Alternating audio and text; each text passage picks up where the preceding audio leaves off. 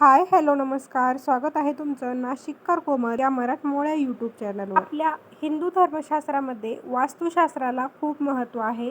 वास्तुशास्त्राच्या नियमात आपलं घर बसत नसेल, वास्तुशास्त्रानुसार आपल्या घरात जर काही चुकीचं असेल तर आपल्याला कधीही जीवनात शांती लाभत नाही। तसंही व्यक्तीचं जीवन म्हटलं की चढ उतार सुरूच असतात।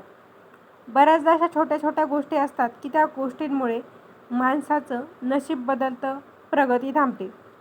आणि काय होतं त्यानी की आपल्या आयुष्यात नकारात्मकता येऊन जाते, एकामागून एक समस्या तयार व्हायला लागतात आणि आपण देखील स्वतः चिडचिडे बनतो, आपल्याला कोणत्याही कामात रस उरत नाही। खूप चांगले दिवस तुमचे सुरू आहे आणि अचानक जर वाईट दिवसात ते बदलले तर तुमच्या घरातील गोष्टींकडे तुम्ही लक्ष देणं आवश्यक आहे।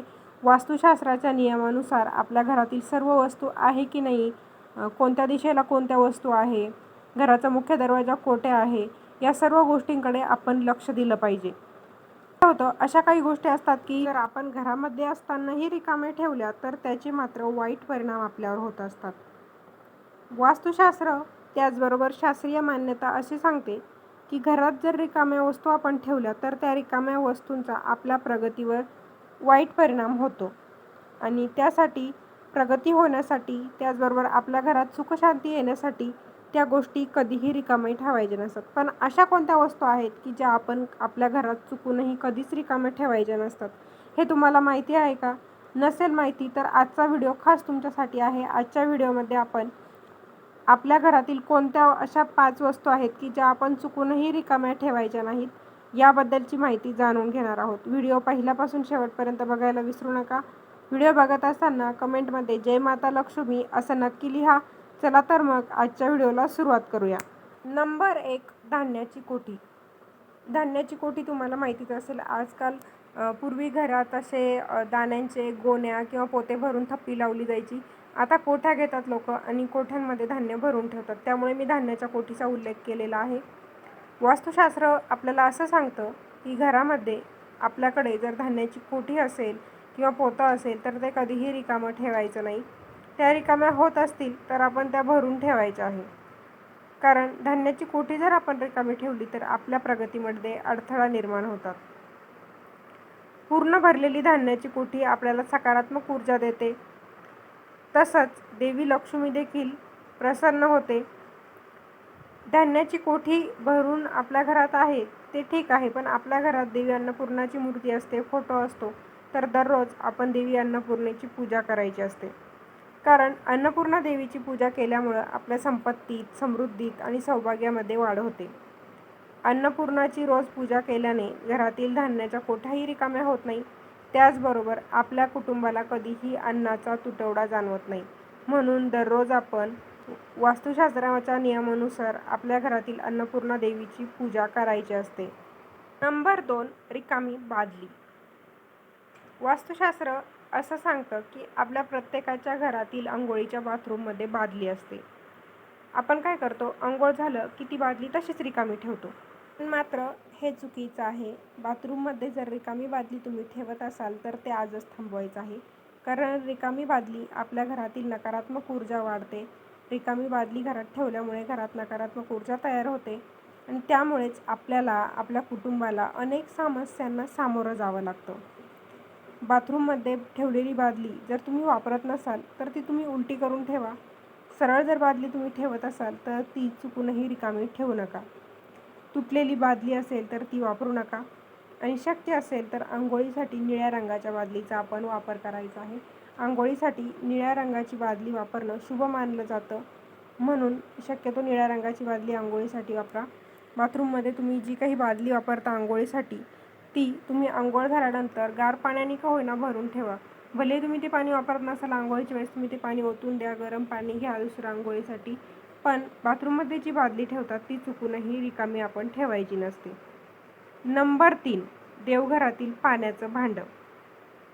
आपल्याकडे बहुतांश सगळ्यांच्याच घरामध्ये देवघरा असतो, देवघर असतं, कारण देवघर म्हणजे आपल्या घरातील सर्वात पवित्र जागा असते, जिथे गेल्यावर आपल्याला सर्वात शांत वाटतं। ते म्हणजे आपल्या घरातील देवघर, मंदिर, देवघरा असं वेगवेगळ्या नावांनी आपण त्याला ओळखतो। आपल्या प्रत्येकाच्या देवघरामध्ये पाण्याचं भांडं असतं। वास्तुशास्त्र असं सांगतं की देवघरात आपण जे काही पाण्याचं भांडं ठेवतो तर ते कधीच रिकामं ठेवायचं नाही. पूजा करतात, देवांना अंघोळ घालतात, त्यानंतर ते भांडं आपण पाण्याने भरून ठेवायचं आहे. त्यात थोडंसं गंगाजल आणि तुळशीचं पानं टाकायचे आहे. कारण देवालाही तहान लागते अशी मान्यता आहे. म्हणून आपण ते देवघरातील जे काही पाण्याचं भांडं असतं ते पाणी भरून ठेवायचं असतं. आपण पाण्याने भरलेलं भांडं जर देवघरात ठेवलं तर देवाला तहान लागत नाही आणि देव नेहमी तृप्त राहतात. आणि याचमुळे आपल्या घरात सुखसमृद्धी देखील टिकून राहते.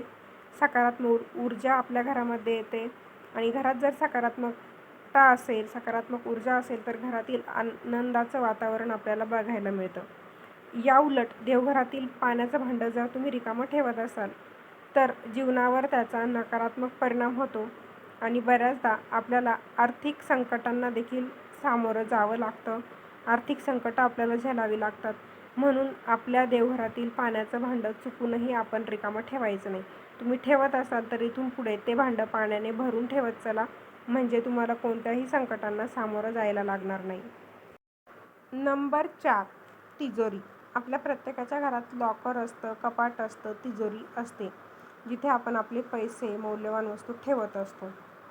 आपल्या कपाटात तिजोरी असते किंवा पर्स तुम्ही वापरत असाल, पाकीट तुम्ही वापरत असाल तर ते कधीही रिकामं नसावं हे लक्षात राहून द्यायचं आहे. त्याच्यात नेहमी 1 रुपयाचं नाणं का होईना आपण ठेवायचं आहे. थोडे तरी पैसे किंवा मग दागिने तुम्ही तुमच्या तिजोरीमध्ये ठेवायचे आहे. रिकामी पर्स किंवा तिजोरी गरिबीकडे नेते.